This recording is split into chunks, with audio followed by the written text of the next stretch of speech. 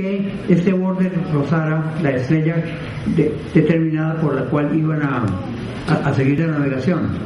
Entonces ellos subían por ejemplo de Zanzíbar hacia el norte por la costa de África hasta que encontraran la polar en esa altura, y de ahí ya se iban navegando por el paralelo y sabían que llegaban a Bombay o al sitio que querían llegar en la India, pero eso no lo hizo Colón.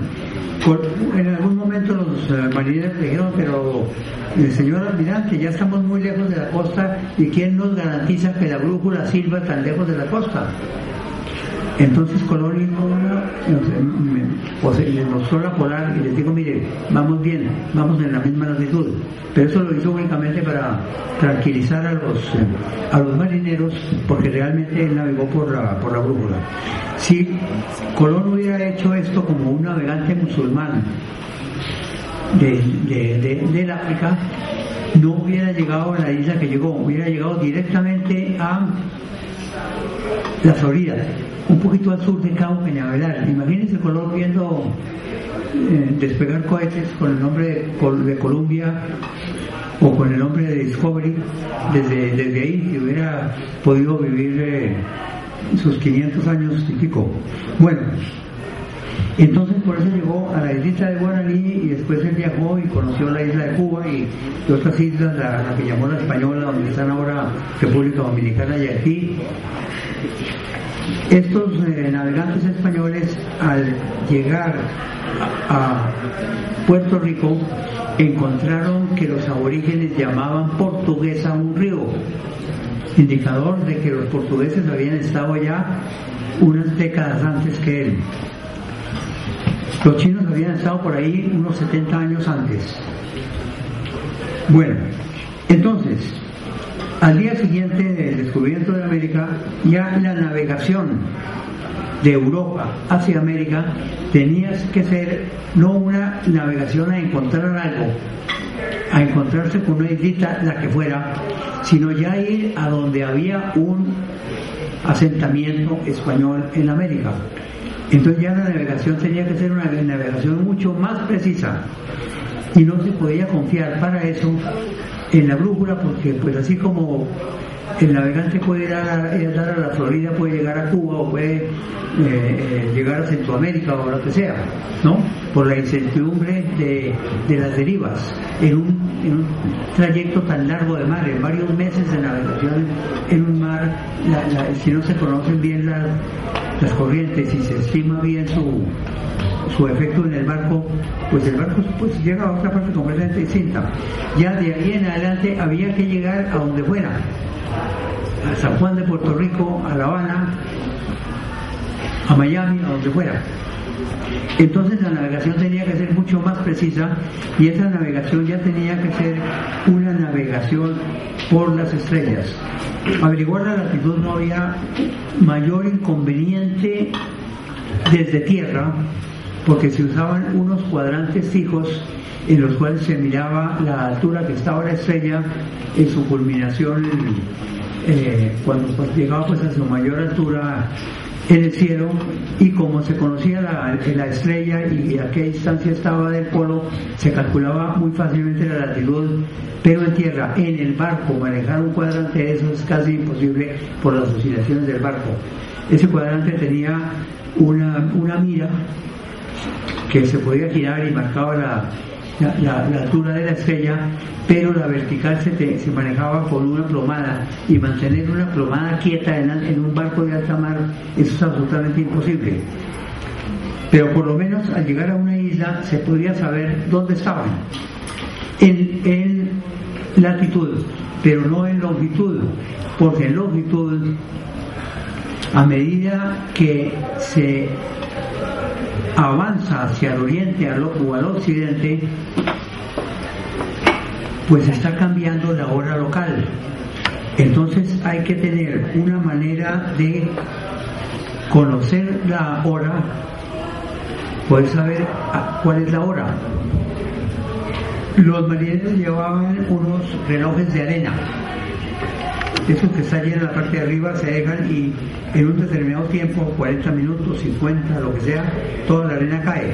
En el momento en que muchos están graduados para que la arena caiga en una hora, y en el momento en que la arena cae se le da la vuelta rapidito al reloj para que comience a contar una nueva hora. Y entonces había una persona encargada de llevar esa cuenta y anotar en un papel. Pero por la noche la persona que llevaba la cuenta se dormía. Entonces inventaba las horas. Y nadie le creía, bueno, pues usted se durmió, no, yo no me dormí. ¿Cómo nos garantiza que no se durmió? ¿Cómo nos garantiza que sí tuvo que darle 10 vueltas al reloj de arena? No, sí se las di, pero no estamos seguros de eso.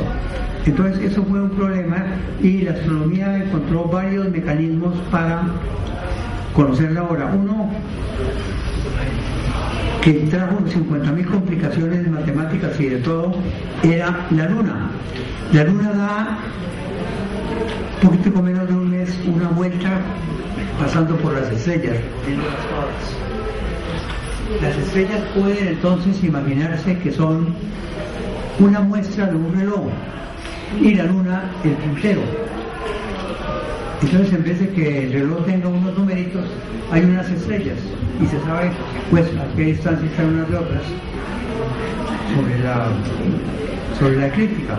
La luna anda por los lados de la eclíptica, que es la prolongación pues del plano de la órbita de la Tierra, pero la luna tiene un movimiento muy irregular, porque si bien ella en principio describe una órbita elíptica alrededor de la Tierra, esa órbita está deformada y perturbada por la acción del Sol. Y ese trabajo matemático es supremamente complejo y los sabios de su época se dedicaron a analizar el movimiento de la luna. La primera teoría más o menos válida la hizo Leonardo Euler, y de ahí se fueron perfeccionando otras que otros matemáticos fueron avanzando y perfeccionando, y realmente la teoría de la luna llegó a perfeccionarse, pero al mismo tiempo las matemáticas se desarrollaron con los trabajos después de Euler, principalmente de Laplace, después Le Verrier, un francés Janssen, otro francés Delaunay, después vinieron unos ingleses, un inglés Brown y un norteamericano George Hill, y en esa forma llegó a estar la teoría de la luna en un gran alto grado de precisión hacia comienzos del siglo XX, pero de todas maneras la luna siempre aparecía acelerándose y adelantándose a lo que decían todos los cálculos, y nunca se supo hasta comienzos del siglo XX cuál era la razón de ese adelanto. Entonces ese adelanto se lo agregaban a las fórmulas matemáticas con un término de ajuste que llamaban término empírico. Bueno, un astrónomo colombiano, Garavito, nunca se tragó ese cuento de que había que meterle a las fórmulas de Newton un término empírico, es decir, machetearlas para que representara el movimiento de la luna. Él pensó que muchas de estas fórmulas no son fórmulas pues, exactas, sino que hay que desarrollarlas en forma de una serie y tienen términos cada vez más chiquitos. Para Garavito era que las fórmulas de la luna había que hacerlas con un mayor grado de exactitud, y ese fue el trabajo que él inició y que desafortunadamente no alcanzó a terminar porque se enfermó y la muerte le impidió terminarlo. Bueno, entonces unos 10 años después de la muerte de Garavito en 1920, se descubrió, se inventó o se construyó un reloj mucho más preciso que los relojes de péndulo o de cuerda, que era el reloj de cuarzo, que todavía se usa en los relojes de pulsera, el cuarzo. Con los primeros relojes de cuarzo que se hicieron, y ya un poco antes con unos relojes de péndulos astronómicos que funcionaban en el vacío, es decir, dentro de tubo de hierro en el cual se hacía el vacío. Solamente había una